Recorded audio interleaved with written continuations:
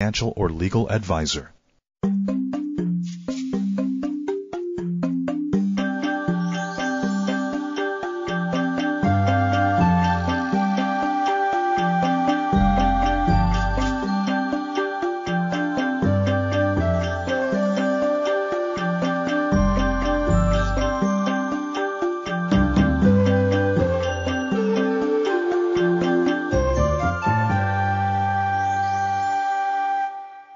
Welcome everyone to the Nourish Your Soul show. I am Sevante and thrilled to be here.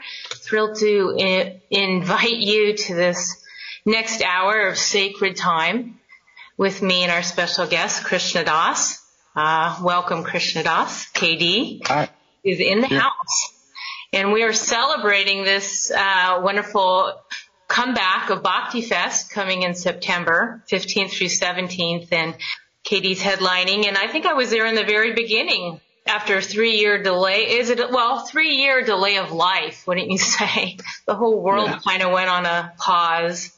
But it's good to be back, and I would say that there are maybe there's some people out there who don't know what Bhakti Fest is, but maybe you want to share a little bit about what brings you back to Bhakti Fest and why I'm going to call it the Super Bowl, the Holy Grail, but this really amazing opportunity to gather with people who are ready to open up their hearts and expand their minds. So, and see people like you bring them to a new level of consciousness. That's where I'll leave it. And then now it's your turn.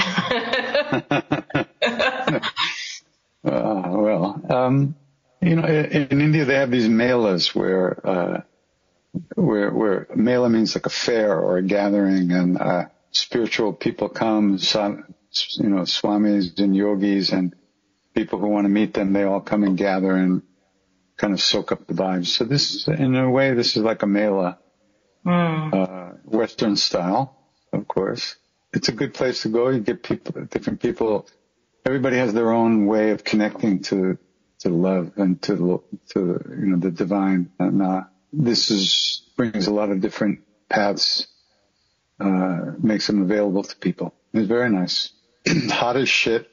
And was it last time? The time before last, it poured in the middle of the desert. It was amazing. Wow, that's good luck in some level, right? We went for sound check in the early afternoon, I think, and way out in the distance, I saw clouds, dark clouds. And I thought, really?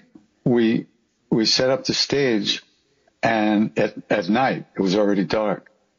And we set up the stage, and we finished sound checking, and we sat down just about to start singing, and the skies opened. Wow. A deluge. And we had to run to protect the instruments and disconnect the electricity and everything. Unbelievable. In the middle of the desert. It was great. Everybody was running, scattering everywhere. It was amazing.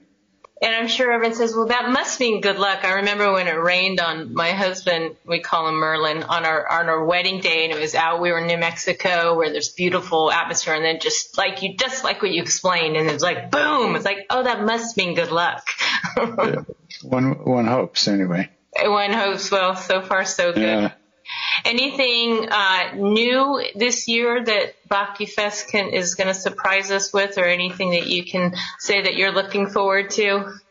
We never know what's going to surprise us. That's why it's a surprise, I guess. Yeah, no, I don't really know. Did I hear that Michael Franti's coming to this year? I saw that posted. Yeah. Oh, that's great. Yeah. I'm going to be with him in Bali in the next fall. We're doing a retreat at his place. I think he'll be there. I know Michael from before, so that'll be fun. Yeah, I don't know too much. I'm so busy traveling, I don't even pay much attention to what's going on in the future. It's hard enough to get through the day. Right. Well, I was thinking about last week. It's been some time, but years ago in another life, I had produced a film festival and got to meet Jeremy Frandell. And your beautiful documentary was featured. It actually won Best Film. And we were featuring India that year. So I think you were busy. Just kidding. You weren't. Garish was there. And where was that? Me and Ananda. It was in Albuquerque, and wow. it's just really wonderful. But rewatching your documentary made me think about where life may be for you now, and how relevant is everything that you shared in that moment, or has life changed? We're just going to go right deep into it. And if not, we can keep that for later. You can think about it and let me know later. But it made me think about, wow, I can't believe where I've been in 10 years or how long it's been. But what's life been like for you? Or has it been the same? Well, for me, I think it's very much the same. It's just a deepening process, Yeah. My connection is with Neem Karoli Baba, my guru. That's something that's constantly deepening. The awareness of the presence and love is something that's constantly deepening. Dealing with my own shit is constantly deepening. It's, in that sense, although I've never thought of it that way, it's a very continuous kind of flow. Right from the first time I met Ramdas, which is when I actually felt Maharaji for the first time in 1968. Yeah. He's like Maharaj is like the pole star, that those of us who are connected to him are headed to. And it's just a question of constantly realigning ourselves with that. And nothing changes. And here not the irony, or maybe it's the irony, that people listen to your music for all the occasions and to listen because there's so much also trying to find that pole star, trying to find that one conduit that will connect them into that level of self. And absolutely. Yeah. Not an easy road. Well, you make it easier with your music, right? Yeah, I mean, that's what life is very difficult. This world is the world where people die. This is the world where people suffer, where real love is not available. Freedom from suffering is not available, but one has to find that. And all these different paths, we become aware of them, and that's what makes life possible, really. Otherwise, it's just suffering on top of suffering, with little moments of release from it, temporary release, but then it comes back. Because the suffering is based on us believing that we're separate from everything else. And as a result, our selfishness and our arrogance and our pride and our greed and all our self-reflective emotions, grief, shame, fear, anger, all the things that revolve around me, they just keep getting bigger and bigger, So that's what the spiritual path is about, dissolving that stuff so one can live in one's heart in a good way. This morning I lost my purse, and I mean, it literally had everything in it. Oh. And I spent the whole morning with my yoga teacher looking all over the place, going to the restaurant I was at and doing everything. And I just kept saying, wow, what an interesting day, seeing that I was going to be having this conversation with you. And I thought, we were talking with, her name's Patty, and we're like, well, maybe there's something about releasing attachments here. Maybe that's the conversation, because really when you feel so vulnerable and exposed, your car keys, your ID, your everything, it leaves you a little bit bare. And I thought, well, maybe that is the conversation today, because I did find it but it took a few hours, and I did go to yoga. I still went through with the practice and, stayed the center and thought about what we'd talk about today.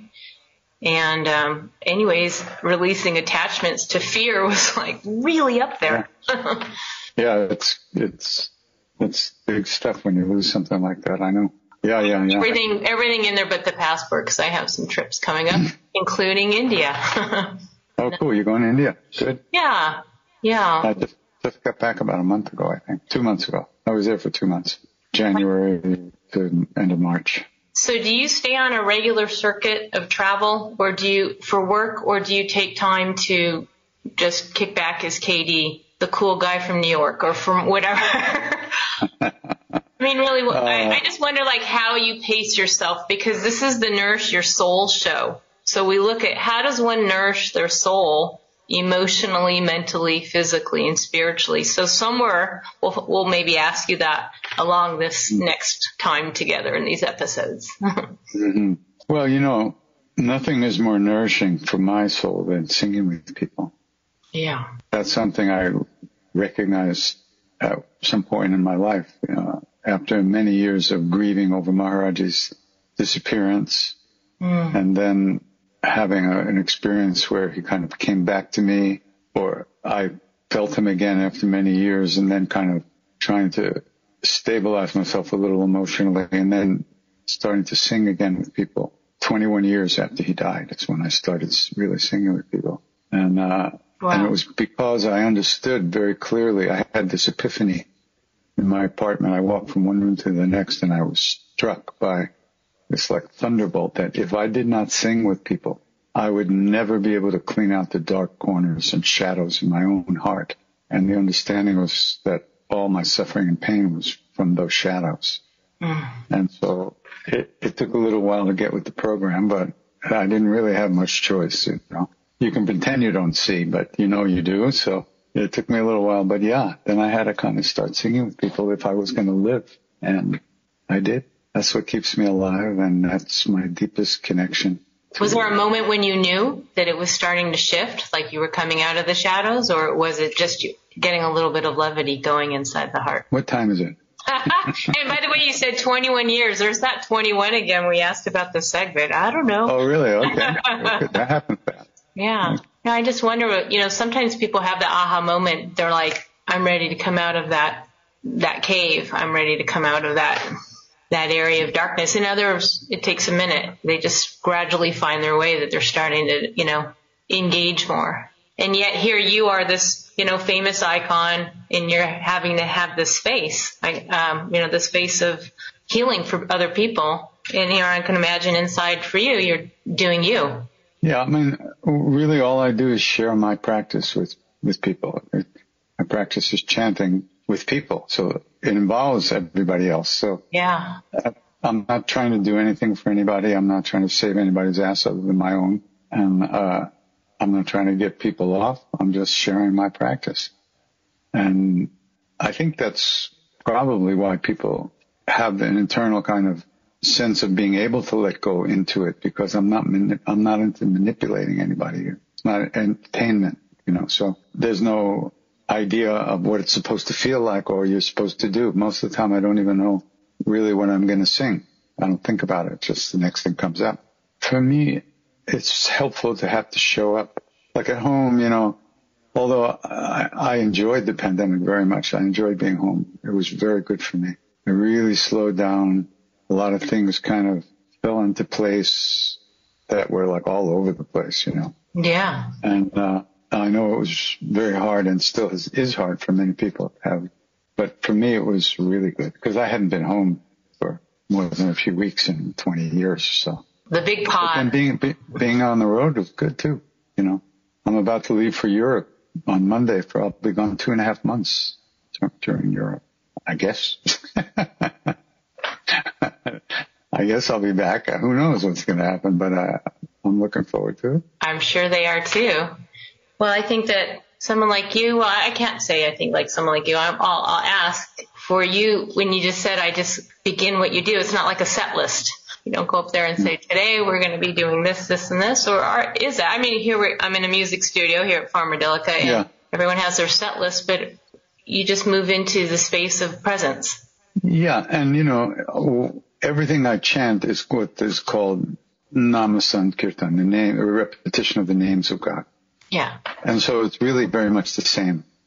Slightly different flavor, maybe, but it's the same thing. So, and sometimes weeks will go by and we'll sing the same things because it's a question of I'm providing for myself in the practice and whoever's practicing with me an entrance into a more open space through the repetition of the name of these mantras. So I remember the first review I ever got in a paper was in LA many years ago. These Indian musicians, great musicians, they somehow invited me to do some mantras at the beginning of this concert they were giving out in, I forget where it was, some big outdoor theater in LA. I forget what the name of it now. So I went and I did. And so the next day on the first page of the entertainment section, Yeah, and this guy, Krishna, came out and opened his show. You know, he looked like a dentist. Okay. And everything he sang was so repetitive. Okay. At least he was listening. But, you know, it had to felt pretty good. Something like that. Jesus Christ, this is too funny. But, yeah, it's repetitive, and that's the key to it. It's paying attention, and you keep invoking these names, remembering these names, reciting these names, singing these names. And the mind, little by little, starts to give up and just be with it. And every time you sing, and then you notice you're thinking, when you notice you're thinking, you're actually not thinking anymore. You woke up from that dream. Then you come back to the singing again. And then that happens again in a quarter of a second, again and again and again. But every time you come back, you're actually planting a seed of coming back. And they've actually proven that the neural pathways in the brain deepen with this kind of repetition. And so it gets easier to come back and be present a little bit. Because our minds and our bodies and our emotions are so overloaded all the time. We don't know how to slow down. So this practice really, really helps. But they call it a practice because you have to do it. Nothing will grow if you don't plant the seeds. You can dream about planting seeds. You can stand out in the field and imagine you're planting seeds. But unless you plant them, they don't grow. So that's why it's great for me to just sing with people. I'm glad that people seem to feel the same way sometimes. Every day is a new day. We'll be right back in just a moment more with Krishna Das. You're listening to the Nourish Your Soul show with Sevante. Thank you so much for being here. We'll be back in a moment.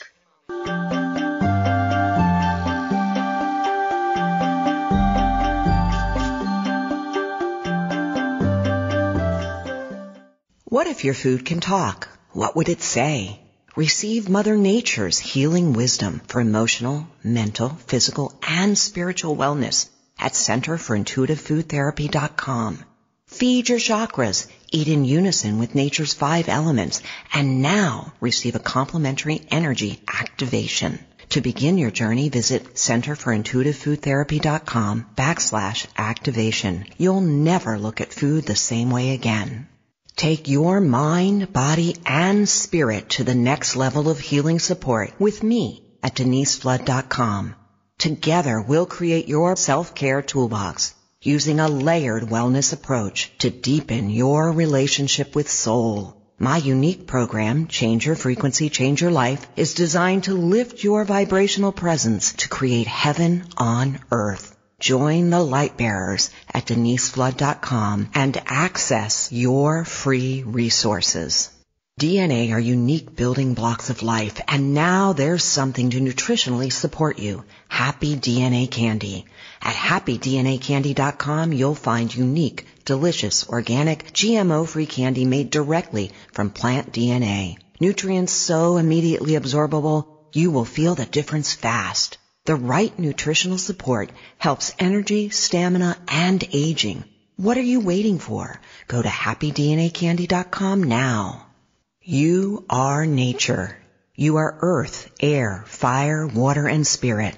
Spend 5 months mastering all elements in a sacred online space and open up your wellness to new levels, facilitated by Sevante, founder of the Center for Intuitive Food Therapy, and her gifted colleagues. You'll enjoy teachings and healings in multiple modalities for infinite wellness. Limited spots available and filling now, this August through December at foodhealingdeck.com. You know, when my grandson takes a long car trip, he listens to audiobooks. A long drive seems faster, and sometimes he doesn't want to get out of the car because the book isn't finished. With over 100,000 books, Audible.com is one of the best places to get audiobooks. You can listen to a bestseller anytime, anywhere. Audible.com, your destination for the widest selection of audiobooks. Join millions of listeners. Just go to the Audible.com on HealthyLife.net's advertiser page and click. Where positive people and radio unite. HealthyLife.net.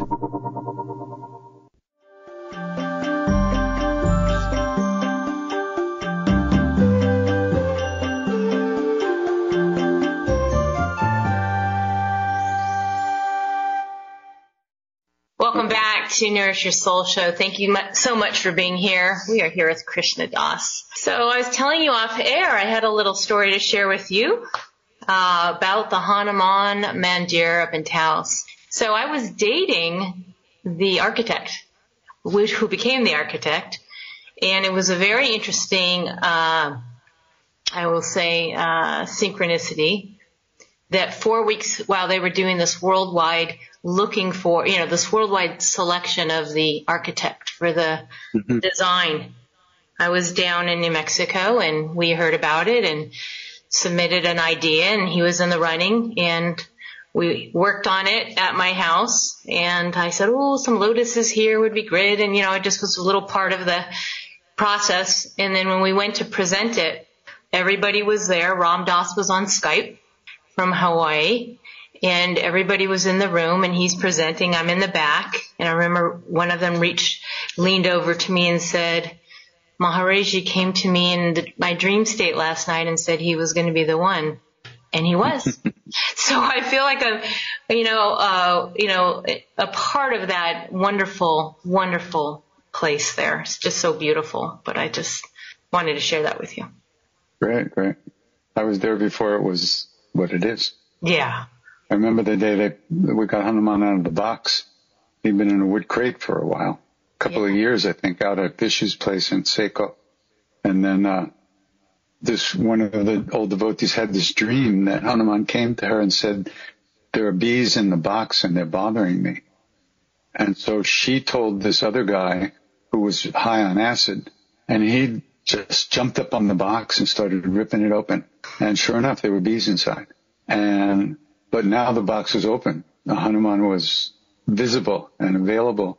So that's when the Bandaras started out in Seiko. And then gradually, Vishu moved into Taos, and Hanuman went with them and was in the barn. And then the barn got rebuilt as a temple, and on. So over the years, quite a journey. At first, actually, Hanuman was going to land in Massachusetts because there were a number of devotees there. And at that time, which we had recently come back from India, fairly recently, and didn't have houses and places. Only a few of us had places. Vishnu had a place, and Tom and Maggie had a place in Massachusetts.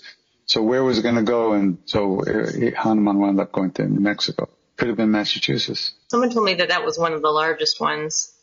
There are. Yeah, there are.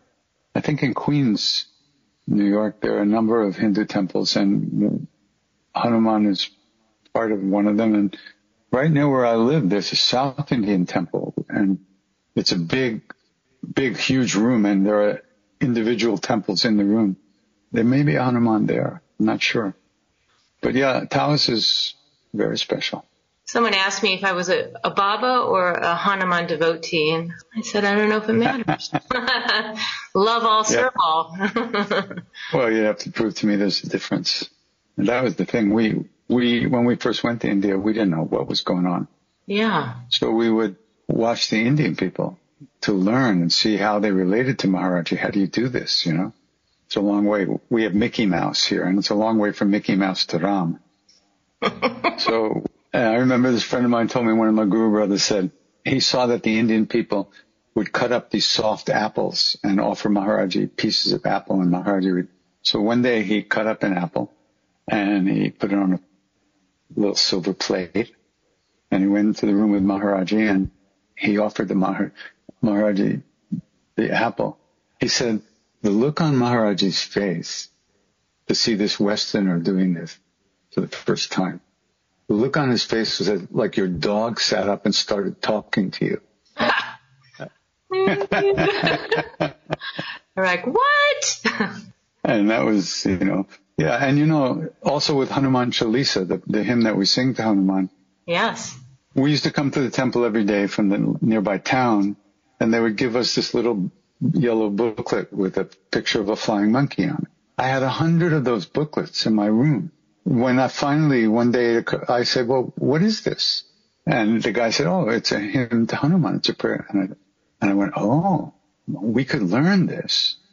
And if we learned how to sing this, we could sing it to Maharaji. And then we knew he secretly wanted to spend more time with us. So this would give him that opportunity. So then we spent the whole rainy season learning. We didn't read Hindi. We had to learn the alphabet. We had to go through this prayer one letter at a time and transcribe it and transliterate it into English. It took months.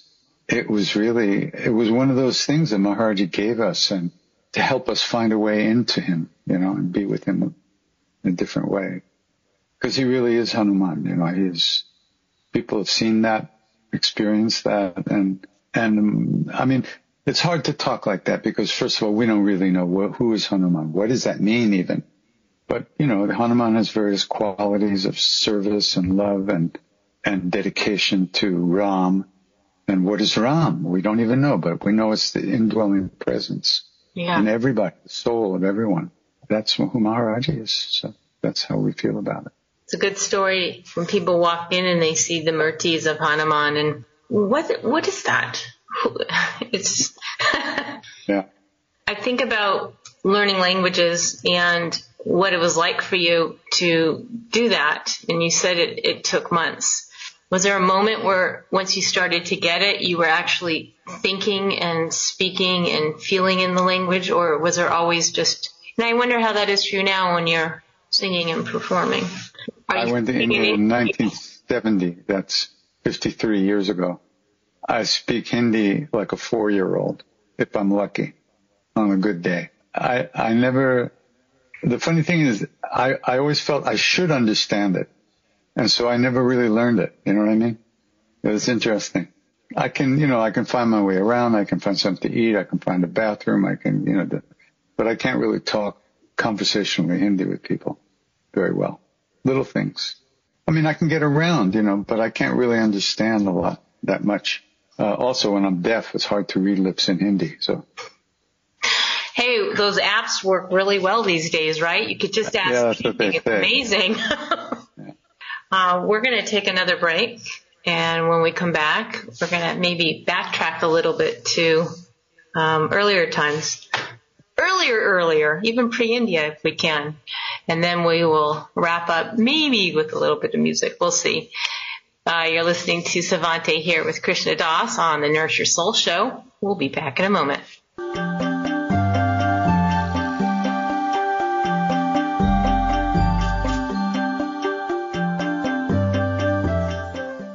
Take your mind, body, and spirit to the next level of healing support with me at deniseflood.com.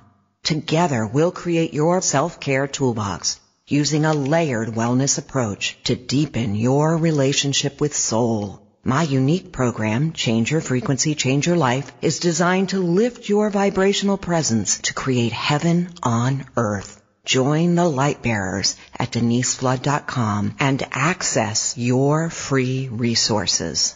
DNA are unique building blocks of life, and now there's something to nutritionally support you. Happy DNA Candy. At happydnacandy.com, you'll find unique, delicious, organic, GMO-free candy made directly from plant DNA. Nutrients so immediately absorbable, you will feel the difference fast. The right nutritional support helps energy, stamina, and aging. What are you waiting for? Go to happydnacandy.com now. You are nature.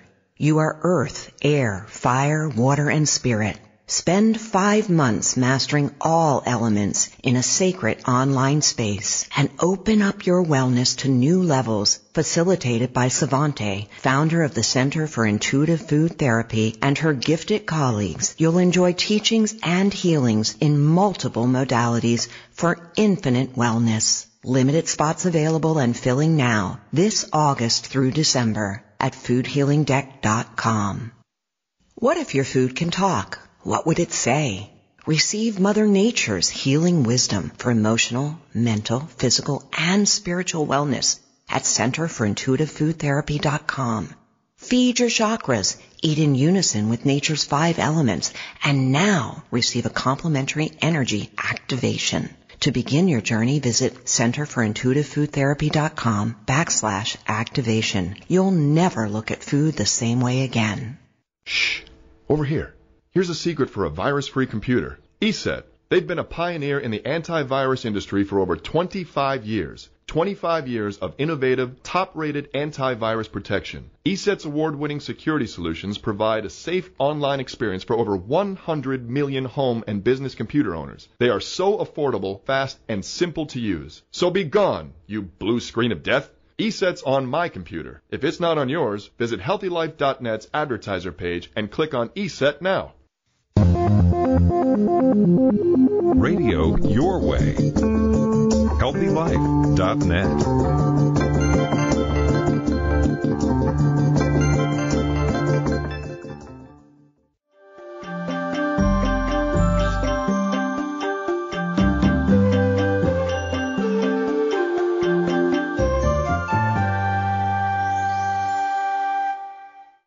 Welcome back to Nourish Your Soul Show. I am here with KD, Krishna Das, and we are talking about all things of all things. And for those of you who missed the beginning, we are going to be excitedly going to the desert September 15th through 17th at Joshua Tree for Bhakti Fest, where KD will be there along with many other wonderful beings, soul beings, to share their love and share their heart. And you should be there too. Come to bhaktifest.com, and we're all excited to take part in this wonderful festival. So I wanted to go back. I'm sitting looking around and thinking about all the musical instruments. What was your first instrument? I'm just kind of curious on the pre-KD world of music and the pre-harmonium. Oh, my first love. I didn't love the instruments when I was a kid. I was forced to take piano lessons. I had to take trumpet lessons for a band in school. I hated it. But when I got a guitar, that was different. That I loved. That saved my life. I guess I was probably 15. I got my first guitar maybe and started taking some lessons. That was wonderful. And then I played guitar for many years. And when I started chanting, I was just using this guitar. It wasn't loud enough. More people were coming in the room. So that's why I pulled out the harmonium. I didn't really play harmonium.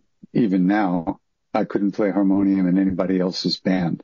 I can only play what I play. Your special flavor of harmonium. Yeah, I got my thing. I can't do anything else. I'm a one-trick pony. So yeah, and the harmonium's interesting. It works with me really well. When I play guitar, I get stuck in the blues and then these kind of folky pop kind of longing songs, all the sad songs from the 60s, like In the Early Morning Rain, he just died, Gordon Lightfoot. But when I play harmonium, it's like, it's another world. It has no connection to that, psychically, to that kind of teenage angst kind of stuff, There's grown-up angst. So it's a whole different thing. Did you know, was it love at first play? I mean, as soon as you got on the harmonium, you're like, this is it. This is my instrument. It took a while to get used to playing. When I first started singing with people, I sang the melodies I had learned in India. Mm-hmm. Being in India so many years. First time I went, I stayed 2.5 years, and I went every year, sometimes twice a year. Well, I was 2.5. I thought I was never coming back from India when I first left. I had no intention of ever coming back to America. But after and Maharaji kept me there. He got my visa extended twice, so I could stay. And then finally, after 2.5 years, he said, okay, go back to America. I said, what? I'm just learning Hindi. Too bad. You have to go. You have attachment there. They're kicking you out of the nest, like, time to go. Whoa. It was intense. Yeah. I mean, he said, you have to go. You have attachment there. And I'm thinking, what does he mean? I left everything. I gave my jeans away. I sold my guitar, my car. I had nothing. I think there was one cardboard box in my mother's basement of some books. What is he talking about? Well, now I know, of course, everything that's happened to me in the last 50 years. And that's what he was talking about. So it's been, yeah. When you came back, it took you some time to get grounded and find why you came back and what the messages are and what the reasons are? No. It was immediate depression. Got it. When he died. First he sent me back, and now I'm 2.5 years. I'm in a very different place about myself. And I felt great. But I knew I was going back.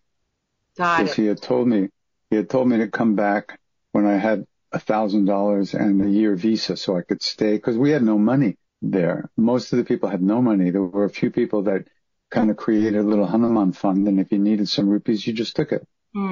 Nice. So I was working, I was making money, and I had applied for a year visa. When I got this message from a friend who was with Maharaji, he said, this morning Maharaji looked around and said, where's Krishna Das? And I told him, Baba, you sent him to America. Nay, tell him to come back. I want to hear him sing. Tell him to come back. I want to hear him sing. He like threw a fit. I want to hear him sing. Tell him to come. So that he wrote to me. Now, I had been back in March, April, May. I've been back 3 or 4 months. And now for the first time in 3 years, I'm getting laid. And then I get this. You heard it here on Nourish Your Soul show. How did he nourish his soul? And my girlfriend was about to come and stay with me in Cambridge. And I got that letter.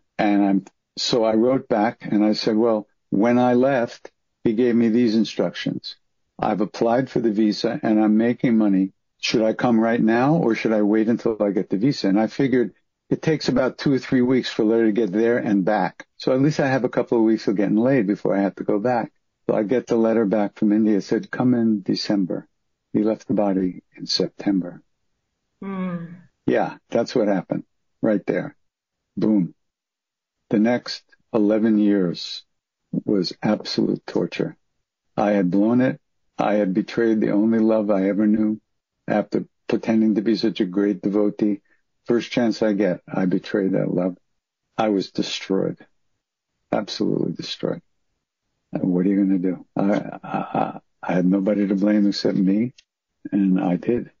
So for 11 years, I really, really, really suffered and made a lot of people unhappy and got into a lot of trouble, very self-destructive stuff. And I was addicted to freebase cocaine for about 2 years. And then finally I got Mr. Tiwari, my Indian father, great devotee Maharaji. He came to America, actually Canada, and I flew up to see him. And he was sitting in a room talking to a friend. I walked into the room and I felt this like energy. And I started to back out of the room. And he had his back to me. He was like, this other, and he turned and he went, you promise me now you will give up cocaine. Promise me now. Ooh. So I just looked at him. I said, okay. And from that moment to this moment, pile of shit, pile of cocaine, shit looks pretty good. And you know that doesn't happen. Yeah. I was completely freed from the lust, desire, and addiction to cocaine in 1 second. Then I went back to India some months later. I was still pretty shaky. And that was in 1984. And I had a very, very, very, very life-changing experience in the temple. Maharaji came back and cracked my heart open. And he showed me he'd been with me every second of every day. He had never gone anywhere, but I had built a wall around my heart. And I was not going to let myself feel anything. And he just crushed the wall. And he showed me he was in the wall, on the wall, over the wall, in the wall. He used to say to us, once I take your hand, I never let go, even when you let go of mine. And I had let go. That was the beginning. It was like, all right, let the kid live. You know, it was like, that was the beginning. We'll be right back.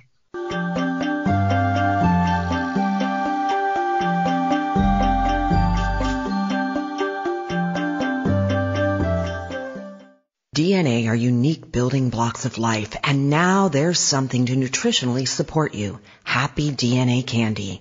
At happydnacandy.com, you'll find unique, delicious, organic, GMO-free candy made directly from plant DNA. Nutrients so immediately absorbable, you will feel the difference fast. The right nutritional support helps energy, stamina, and aging. What are you waiting for? Go to happydnacandy.com now. You are nature. You are earth, air, fire, water, and spirit.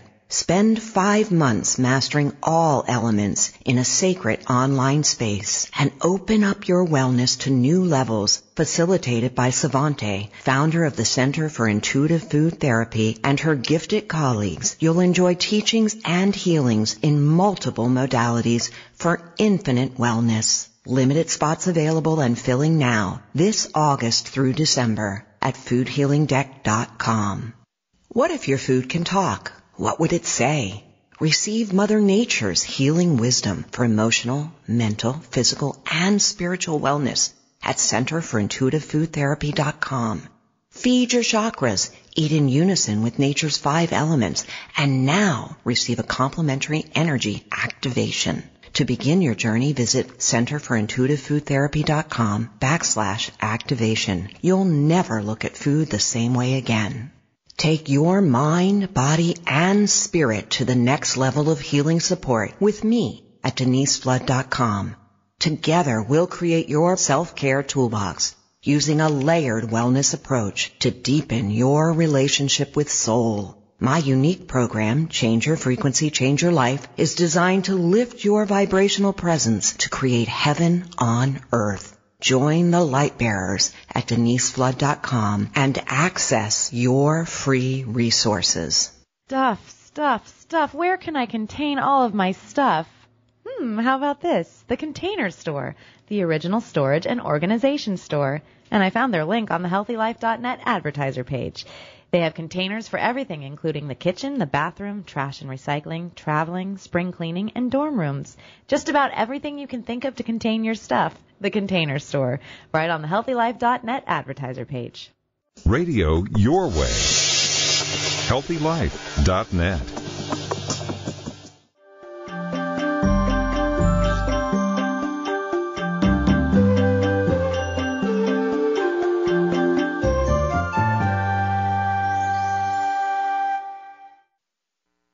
Welcome back to the Nourish Your Soul show. We are here with Krishna Das for just a short little while left. And I hope you all have been nourished the way we do it here, emotionally, mentally, physically, and spiritually, with Krishna Das's heart so open and transparent and authentic, and such a gift to model that, to teach others how to be that.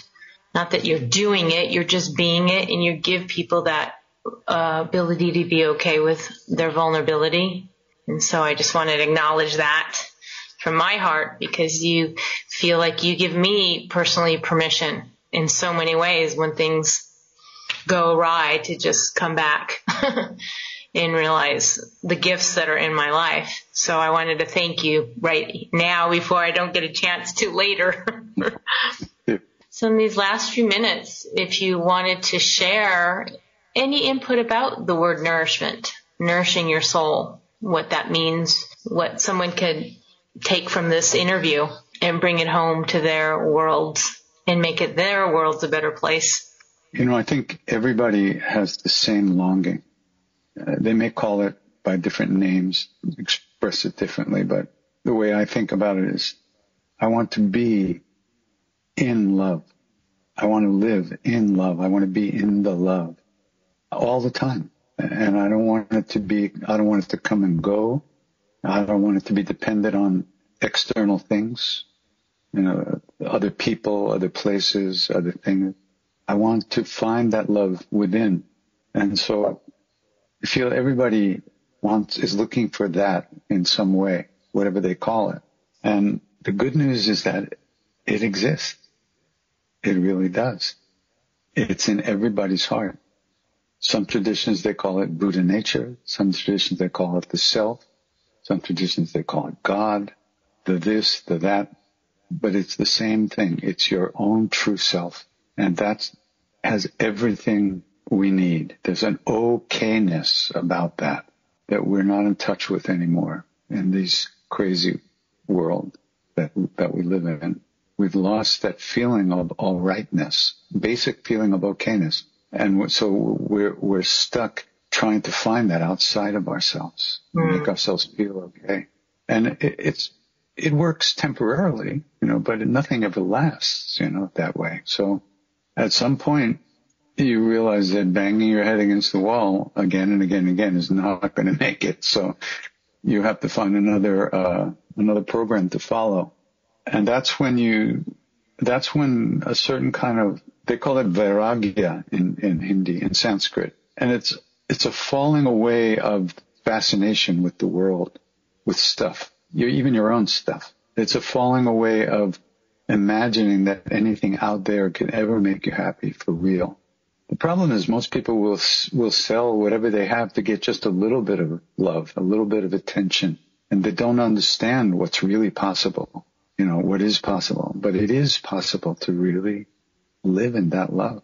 I watched Ram Dass transform over 50 years, and the last 20 years of his life in a wheelchair with a catastrophic stroke, in constant pain, and couldn't do anything for himself, and he had to totally surrender to be served by others and helped. He couldn't scratch his back. He couldn't wipe his ass. He couldn't make his own food.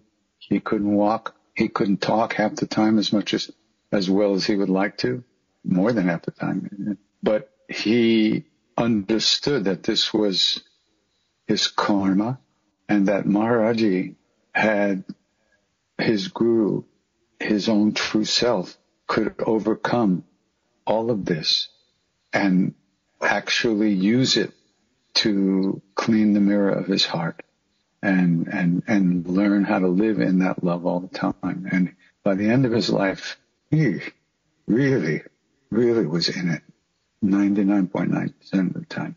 It was so beautiful to be with him through that, close with him through that last 20 plus years. So when you have that love, you see it everywhere. And it's not vulnerable in the sense that you can be hurt, because you don't need anything from the outside world. You don't need people to be who you want them to be.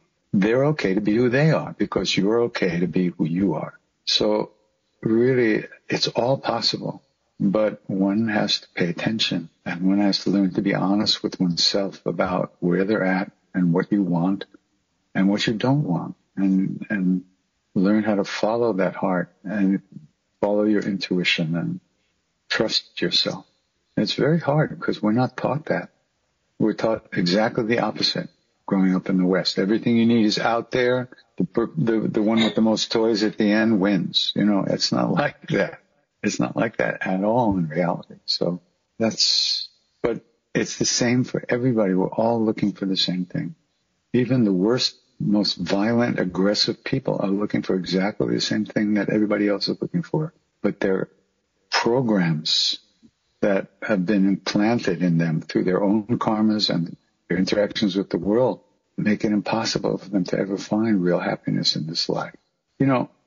What is it that guy said, do unto others. If we treated people we met the way we would like to be treated, just that, no other practice, no meditation, no chanting, no nothing. Just treat other people the way you want to be treated. This world will be a different place in 2 minutes. I cry that same sentiment every day to my husband. You keep expecting people to do what you do, and you're going to be so disappointed over and over until you get it. Yeah.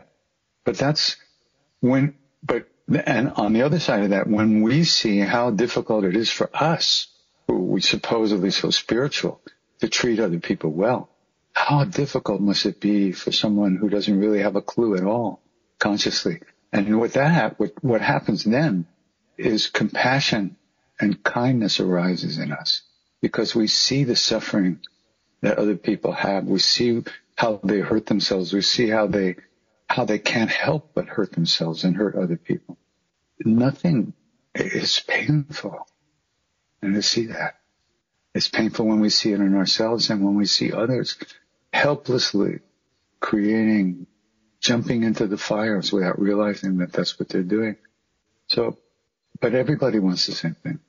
We're all part of one being. We're actually the cells of one being. And as long as one of us has cancer, we have cancer. One of us is not happy. One of us is not free.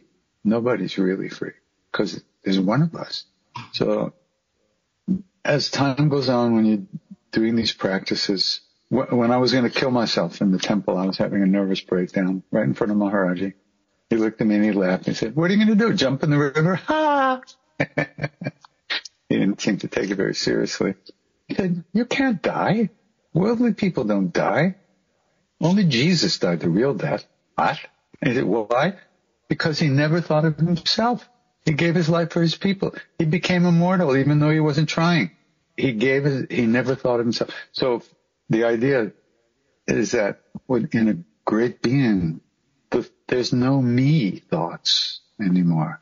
There's only thoughts of kindness and compassion for others. Your own state of consciousness and how with your happiness is irrelevant. You don't even care. Your happiness doesn't depend on that. It's not a feeling. So all that you think about is other people. And you're included in that too, because it's not like it's not a self-denial. Like, oh, I give myself to others. No. There's no others. We're all in this. One. Sub-ek. That's what he said over and over. All one. Thank you. Thank you for being here. Thank you for your gifts. Thank you for leaving a little bit of breadcrumbs of wisdom for for many to be inspired by. You're so appreciated. Thank you. Thanks for inviting me. Thank you, everyone, for being here. We look forward to having you join us in September at Bhakti Fest or KD. You can go to krishnadas.com and follow all the different places he's on his journey, and you'll be able to see him there. And yay to all the ones in Europe. Thank you, everyone. Have a good day. Namaste.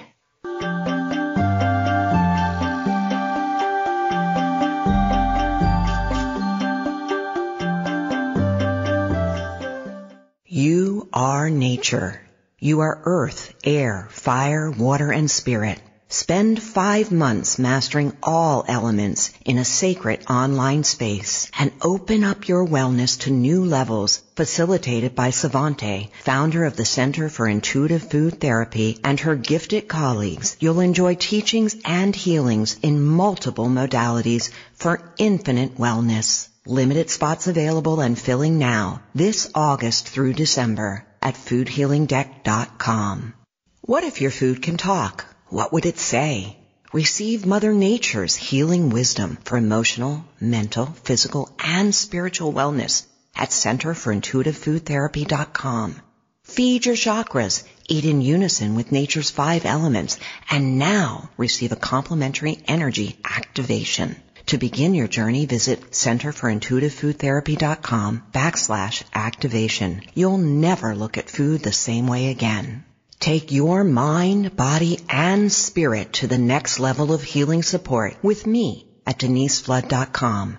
Together, we'll create your self-care toolbox using a layered wellness approach to deepen your relationship with soul. My unique program, Change Your Frequency, Change Your Life, is designed to lift your vibrational presence to create heaven on earth. Join the light bearers at deniseflood.com and access your free resources.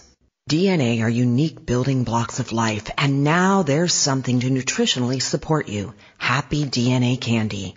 At happydnacandy.com, you'll find unique, delicious, organic, GMO-free candy made directly from plant DNA. Nutrients so immediately absorbable, you will feel the difference fast. The right nutritional support helps energy, stamina, and aging. What are you waiting for? Go to happydnacandy.com now. Radio your way. HealthyLife.net.